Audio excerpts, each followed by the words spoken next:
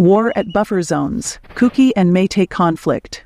The ongoing tensions between the Kuki and Meitei communities in the northeastern region of India have led to a devastating and volatile situation. In recent months, violent confrontations have escalated, particularly along buffer zones where both communities are geographically separated. The conflict, which has sparked widespread violence, displacement, and loss of life, involves the use of sophisticated weapons, bulletproof vehicles, and organized militant groups. This article outlines the key points surrounding the current war at the buffer zones and the role of the Meitei and Kuki communities in this ongoing strife. Meitei terrorists infiltrate Kuki territory. The infiltration of Meitei militants into Kuki-controlled areas has been one of the significant flashpoints of this conflict. Armed groups associated with the Meitei community, who are predominantly concentrated in the Imphal Valley and surrounding regions, have infiltrated Kuki territories with advanced weaponry and equipment. Bulletproof vehicles, powerful bombs, and automatic firearms have become their hallmark. These groups, well-funded and equipped, are suspected of being backed by certain factions within the Meitei community, including outlawed groups such as the UNLF, United National Liberation Front, and Arambai. The intrusion into Kuki territory by these militants has resulted in violent clashes between the two communities. The use of heavy weaponry by the Meitei forces has caught many Kuki villagers off guard, with local militias struggling to fend off the well-armed attackers. The situation has led to widespread devastation, with significant casualties and damage to properties. The Kuki community, which traditionally has less access to such sophisticated weapons, has found itself in an increasingly defensive position. 2. Meitei women protest on the roads, banks, and blockades.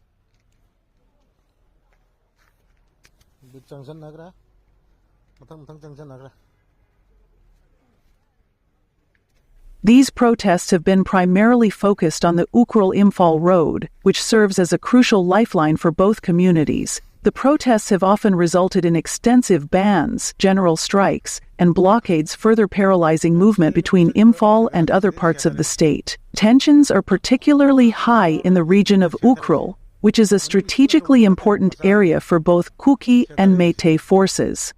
The Meitei women have raised their voices against the violence and the displacement caused by the presence of Kuki forces in areas they claim as their ancestral land.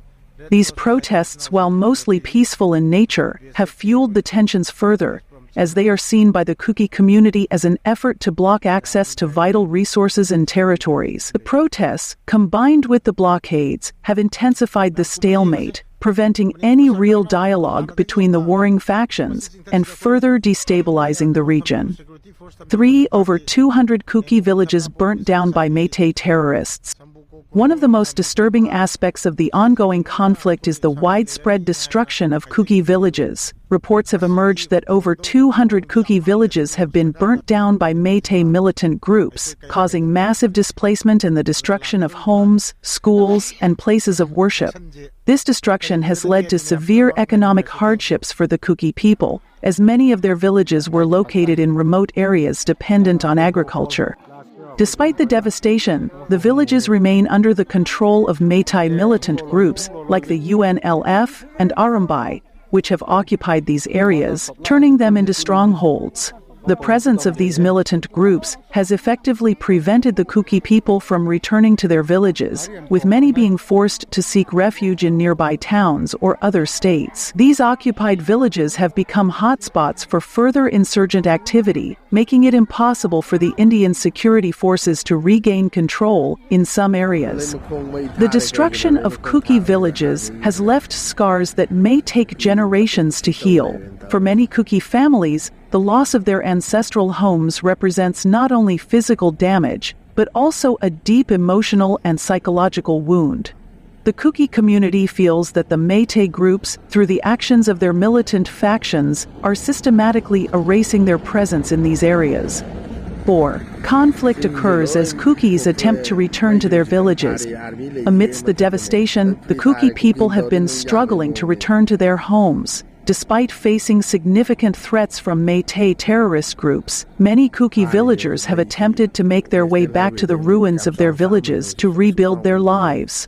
However, this effort has been met with violent resistance from Meitei militants. The ongoing clashes are the result of these attempts, as the Kukis try to reassert control over their ancestral lands, while the Meitei groups continue to maintain a military presence in the region. The Indian security forces, while present in some areas, have been largely unable to effectively protect Kuki villagers attempting to return to their homes.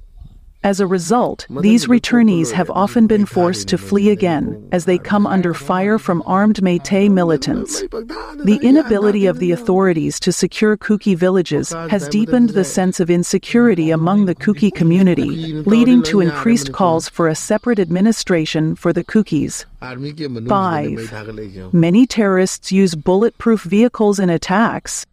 One of the most alarming aspects of the conflict has been the use of sophisticated military equipment by the Meitei terrorists. Over 6 to 7 bulletproof vehicles have been reported to be in use by Meitei militants, further escalating the violence.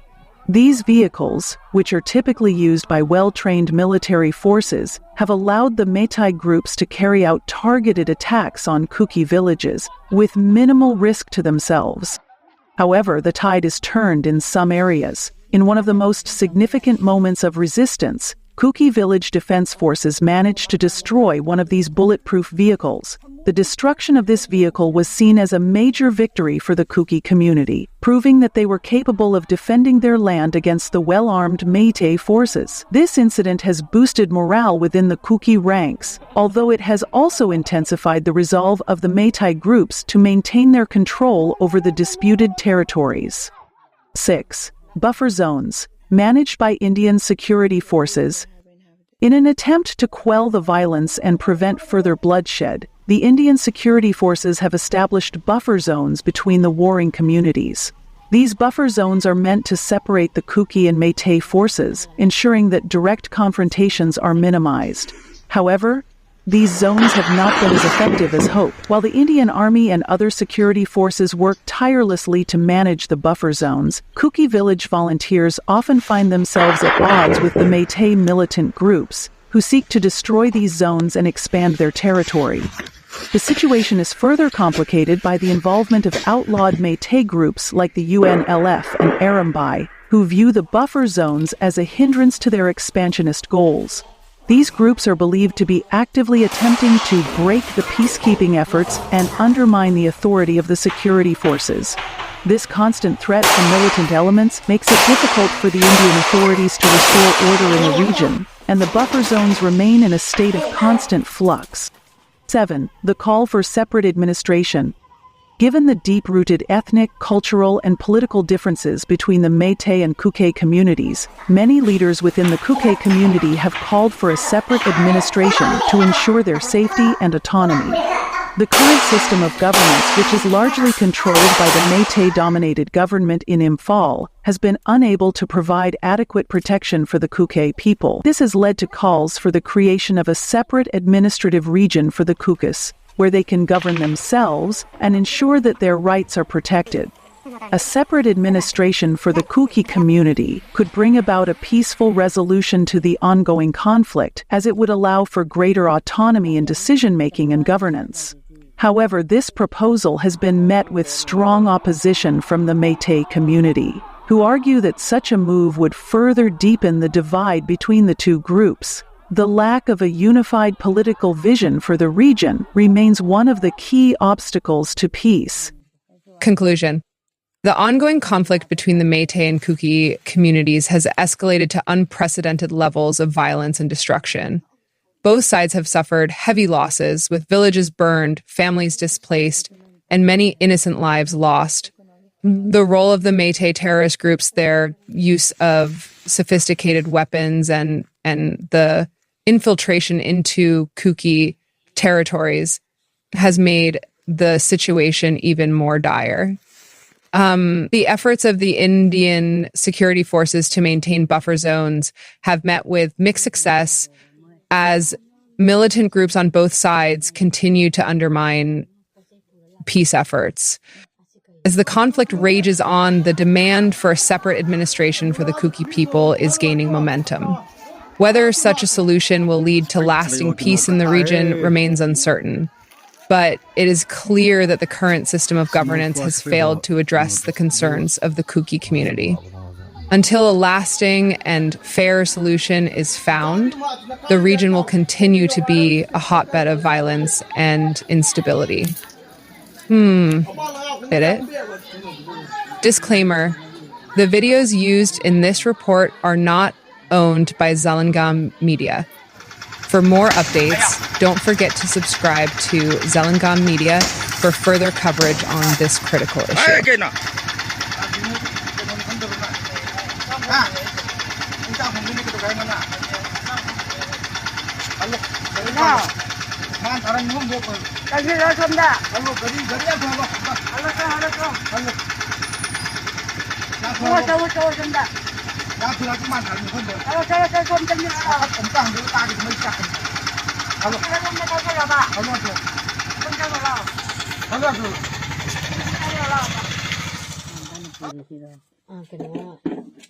Asida dress manadaba miyawidana. Kanane kamandone. Ati red hapagi maningda leji. Kamando nga tani ne shibu ga ma ga taw. Ati ani habe kaman ani mati no moi pai de haba. Madi isam na to la. No mai maru thimbi na. Marakta ma yawi. Photo ka pa cha jar ma jiba. To RPG bom dune ba moina kana tar ma mari ma ni yali.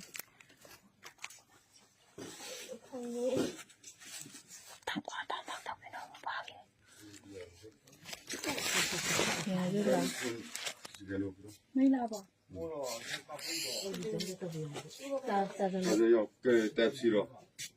Tạp xí nó tích mà sao? Lấy gì em được?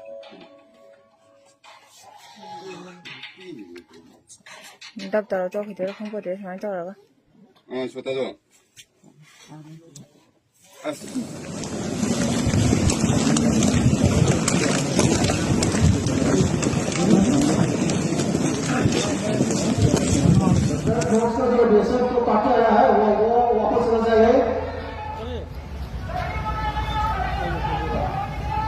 BSF में से हल्ली से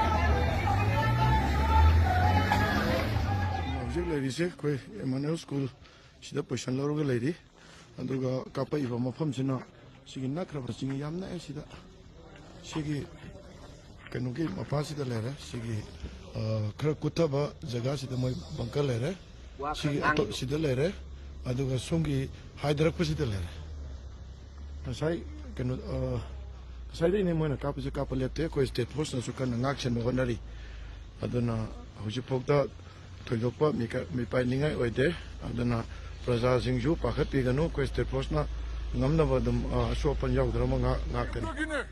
Cooking a fire Taki. I'm not focused on us, have you manung the game, my begin, my game, Mari Mangat, whom I take to Robotamda. When a no maroon and bote. Aduba Huzitan Numita Salakosida. A quick village volunteers in Japan, a vina. Village volunteers in Japan, a vina. When a Zao from Central Post come at the Naisai. Zao. Zo.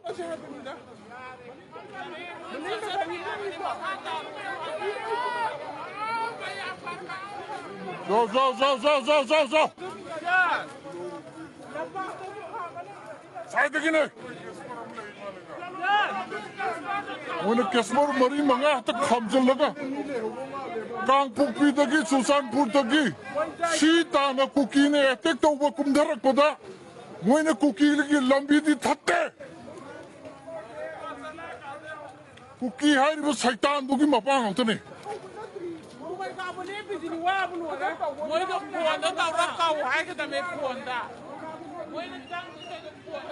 Zo.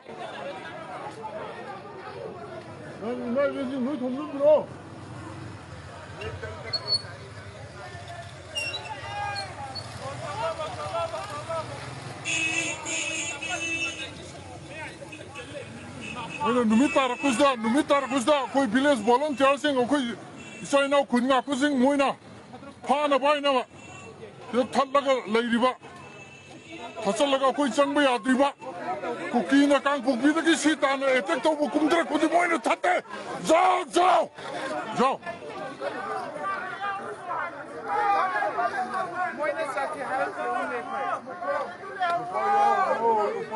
हम central force को नहीं चाहिए जाओ क्या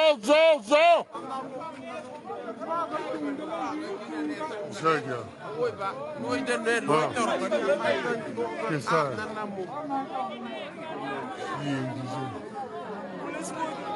कोई बात नहीं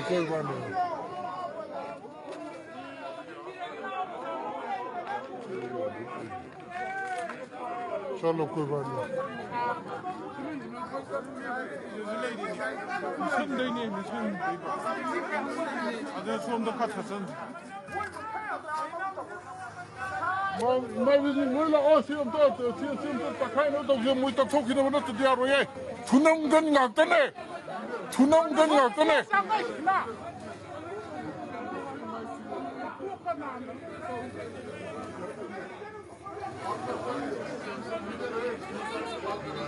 Mayam tongan ba mai ke da lai bi ba sinau sing koi tama ku bi sana sabi ngasi ayuk ta gi akan mo mong da ku ki ne tek to re mai ke manga da gi ku ja jing loi sen thore ji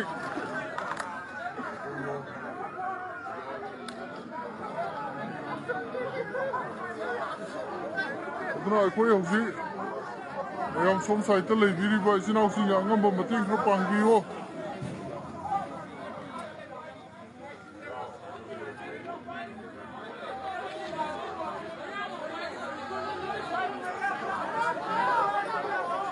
Musab ya drill lesion. Numita sala kuzda moina. Mai tharase. Mai hamla mai tayar putro mai taje ba. Tayar photo mai putro. Moi hamzik sibe ai sang bi ai ko mai. Moi hamzik moi da mungari mungja sibe ai sang bi ai. Darkar sumoy oi de hamzik. Akoi sibe da mangata ne. Koi doi sibe da mangata ne. Akoi ani wang ko ne. Kai ko mo ba.